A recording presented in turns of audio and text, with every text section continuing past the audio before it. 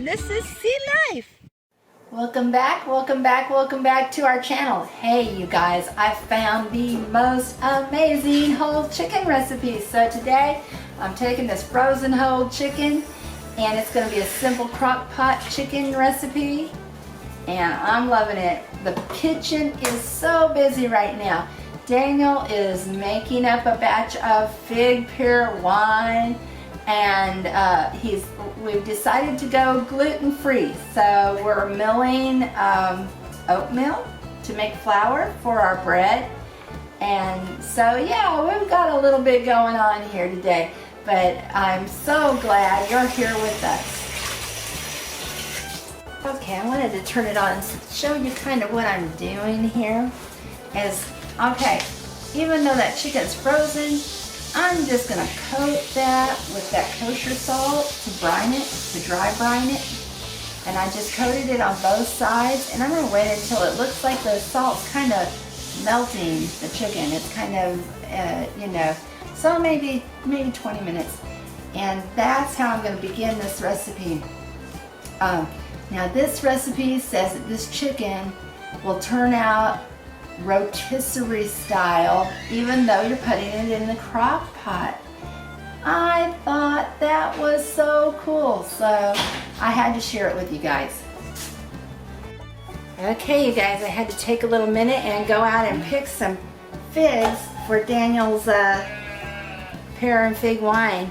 We had so few figs, but you know what? We are growing our own figs this year, and so this is right from our tree. And the pears that he's using are right from our friend's tree. So this is amazing. And in about 6 months, we'll have pear and fig wine, and I think it's going to be so good. It's time to rinse this chicken off from its salt, its dry brine, as I call it. And Daniel's over here chopping some of the vegetables that are going to go under this. And we've got a sweet potato instead of a regular potato. We've got some onion and some carrots, and we'll just see what all winds up in here. I think we even have some squash, but we may not put the squash in. It'll be too squishy. Well, the thing that I was thinking was, hey, we needed to use some of the stuff up anyway, so this is what we're putting in there. Right. So he's over here chopping for me, so that is so nice. There we go. Okay, now you can see Daniel over here working and throwing vegetables into the bottom of the pot. Just throwing them. Okay, I thought I'd just go give you the seasonings. It's going to be, I'm going to read it right off of here. I got this from Christine's Kitchen. And I thought the way she worded everything, it just sounded amazing. So you guys, if it turns out anything like it sounds, we are going to be so happy. So you need 2 teaspoons paprika, 2 teaspoons garlic powder, 1 teaspoon onion powder, 1 teaspoon dried oregano, a teaspoon dried thyme, and a teaspoon salt, ½ teaspoon pepper. Okay, so that's kind of to get it started. And then you're going to need a ½ of a lemon and sprigs of fresh rosemary or thyme. Now what I'm going to do, I'm going to use some fresh basil and thyme. So, and maybe some mint. I'm going to just go crazy with that part. Anyway, that's the plan. So I'm going to go get the seasonings and I'll be right back. Okay, you guys, I found all my seasonings, maybe. So, let's see what my phone says. I gotta get to the right thing here. Okay, it says 2 teaspoons of paprika. Well, I am going to kind of wing it here. Actually, I think I'll just get a drawer teaspoon. There's a teaspoon right above your head. Oh, okay, that's a good plan. Right here, here's a teaspoon. Okay, so we're going to do 2 teaspoons of paprika. 1, this little bitty bowl for my little chopper too. And for those of you who are interested in the choppers and off-grid appliances from Tupperware, I will be holding a online Tupperware party in August, sometime in August. We haven't really set the date yet, so that's coming up. So if you're interested, please jump in and enjoy. Let's see, we will send a link. I'll put a link up on my channel on my next video, on an August video. So, okay, let's see. I've got my paprika. We've got, it says garlic powder. Now, my garlic powder is way over here. And you know what? I don't know if you guys have any trouble like this or not, because in Georgia it is very humid. So, but yeah, my garlic powder gets all stuck together. So, we're doing 2 teaspoons of garlic powder. Just to make our little seasoning things, our seasoning mixture.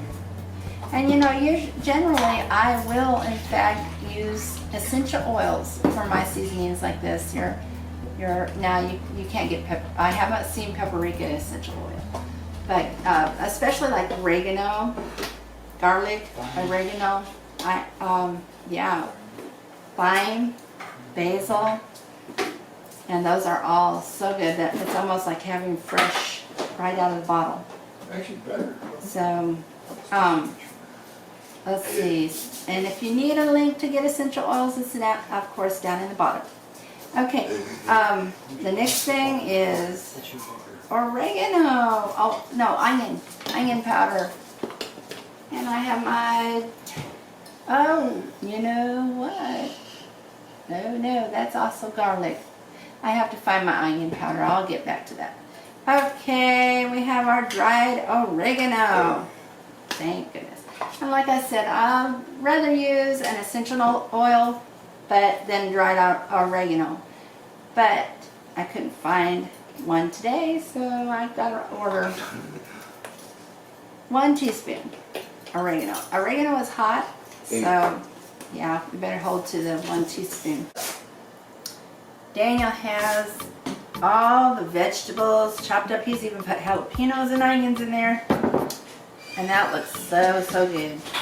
I've got the seasonings all put together in this little bitty container here, which turns into a little blender anyway. And I'm just going to give them a little turn with my little blender. My little teeny one. And see, they're all blended up real pretty. Now, I had a little water in this. Now I'm going to take this chicken. Now here it is. I've got my chicken. I have brined it, rinsed it, put it back on this little platter thing, rinse the platter thing that they give you at the store. I've blended up my seasoning with a couple little spoons of my little chopper thing here. And I'm going to ask Daniel, could you hand me a paper towel, honey? I will. Because I have learned before that if you dry your chicken and your poultry, you dry it really good first, then it takes that oil, it takes the seasonings, so it'll stick to it. The seasonings and oils will stick to it. So I'm just going to go ahead and dry this up now, just a little bit. And I can't get inside of it because it's frozen. But I'm going to just dry this up. And then I'm going to take some oil. And they say how much oil, but I'm going to use a little bit of oil. So I'm going to go ahead and just start pouring it in my lid. And I'm going to start drizzling that oil over my chicken and rubbing it in. So you might think, well, you know, why are you drying it before you're, oiling it? Well, so the oil will stick to the chicken. Because water and oil do not mix. Water and oil don't mix, that's right. So, now let me flip it over and do the other side. And this is as simple as falling off a log, you guys. So easy. And you can do any type of seasoning you really want or whatever. But the oil makes the difference, I think. So, I'm putting a lot of oil on it. We'll see what happens. And then I'm just gonna start shaking these seasonings out, rubbing them, and Daniel's got my fresh basil over there. I didn't go ahead and go get the thyme and the oregano out of the garden, but I'm just doing the back and the front with this oil and the seasoning. And I am just dumping it on, just covering it. Just cover real good with your seasoning. And even, you might even get up under the skin a little bit if you wanted to. And, but I'm not gonna take all that time since my chicken is frozen anyway. But, and here it is, it's ready to go. So we're gonna stick it over here in this crock pot. And it's looking good so far. And let's cook it up for, I believe you just, no water, nothing else. Just put it on to cook. And the juices from your chicken help cook your vegetables. And so that's our amazing, almost rotisserie crock pot recipe. I forgot to tell you that we're going to cook it on high for about 4 hours. If you have a lemon, put it in the back of your chicken and stuff it in the tail of your chicken, and that will be an added surprise that just makes an amazing taste. I forgot the basil, so here it is.